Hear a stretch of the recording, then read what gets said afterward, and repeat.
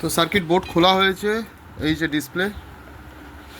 ডিসপ্লেটাকে এখন চেক করে দেখছি যে এই সাইডে জল পড়ে পড়ে প্যানেলে এই সাইডে প্যানেলগুলো পুরো সালফার জমে গেছে। দেখা যাক কি করা যায়, যদি দাঁড়াতে পারে তাহলে ছেলেটার অনেকগুলো টাকা বেঁচে যাবে। দেখা যাক।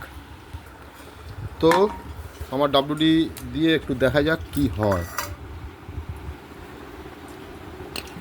অনেকটা পড়ে গেল, অসুবিধা নেই।